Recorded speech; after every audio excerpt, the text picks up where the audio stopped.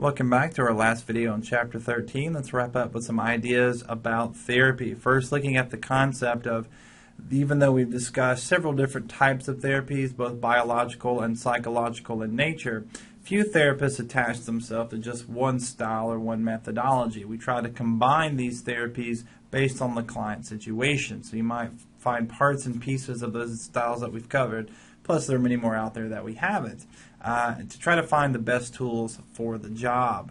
A good example is DB therapy, dialectical behavioral therapy, which if you look at examples of the therapy, it resembles a bit of psychoanalysis in that it focuses on early childhood experiences, past experiences, but it also combines parts of cognitive therapy, parts of client-centered therapy, and even some group sessions, which we're going to look at in just a second. So the idea is you're not confined or constricted by one certain type or philosophy or style of mental health work. And while we're talking about group therapies, let's mention that now. There are some social approaches to therapy that are beyond just you and the client, you, the patient, in the office. Group therapy is similar to therapy in that you have someone in charge who is a mental health professional, but there are multiple people involved in this session. Oftentimes those people have similar problems or similar needs that the therapist is trying to meet. It's a very popular style in therapy, in part because it's one of the least expensive and therefore most likely to be insured for men and women. Some examples, or rather some qualities of group therapy that's out there. I kind of given you this list to give an idea of what you might find. For example, we expect good group therapy to involve information or education on the topics at hand, especially if it's targeted towards certain disorders. It is a help to remind that it is a universal concept, the idea that your illness is not, you're not alone in that illness. There are other people here that are probably sharing similar problems, worries, and concerns, and might even lead towards a more altruistic experience, the idea that you can use your expertise, or your own personal experiences rather, to help someone understand what they're going through, to give them advice, or to help them through difficult times. And hopefully in this group session you can begin to foster a sort of a family dynamic, an idea of a support system that's not only helping you to develop social skills, to practice how to act when you're outside of the group, but also teach you a bit about just learning to understand how people operate, how groups operate, and how to better communicate there. Some similar examples to group therapy, some sub-examples you might say, are family therapy, couples therapy. The idea is the same. More than one person is there getting the attention from the therapist, the counselor, the psychologist. In these particular family or couples therapy, we do try to have some similar features, such as validating every family member's experience, not just saying mom is right and dad is wrong, trying to reframe the discussion. So if mom is angry at dad for a certain topic, the therapist might realize that there's a larger issue here, and that question or that argument needs to be redefined. For multiple families, or rather multiple members of this family, it's important to try to create a structural change. For example, if you have a mother, a father, and the son, it's not uncommon for a mother and son to team up against dad, or son and dad to team up against mom.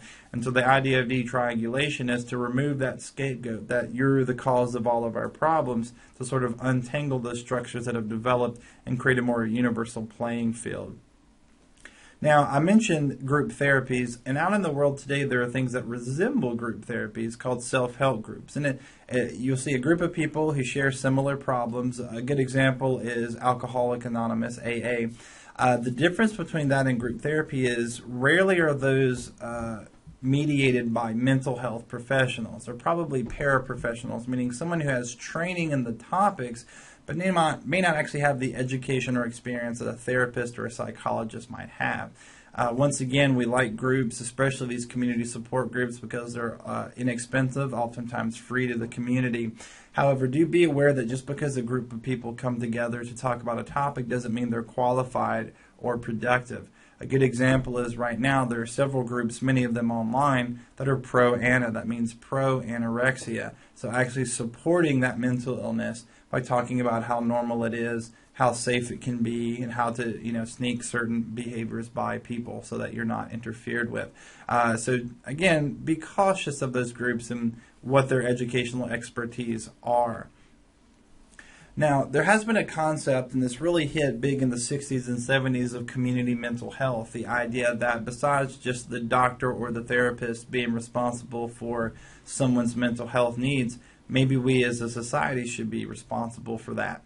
The idea that teachers and parents and ministers and physicians, we all sort of have some level of training in mental health and helping people with certain issues. That way they can have a support system, not just in the hospital, but in all the facets of their life. While it's a good idea, success truly depends on if the community is committed to this. I mean, it takes time, it takes money, it takes volunteers to do this.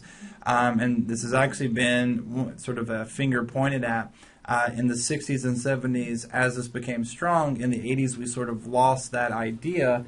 And so we saw a lot of men and women who left institutions but didn't have a support system and ended up homeless. So the community has to be behind this wholeheartedly. It can't just be a few individuals.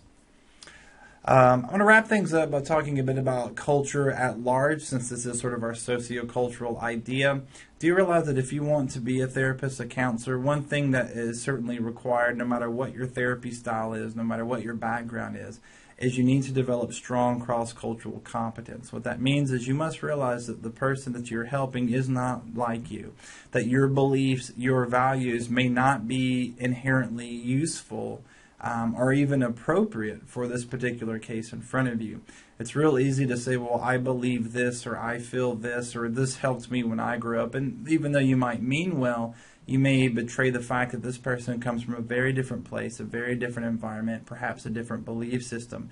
So the ability for us to understand and be sensitive to the fact that we are in a global society filled with many different men and women with different beliefs and ideas will help you better develop that relationship and assist them in their growth.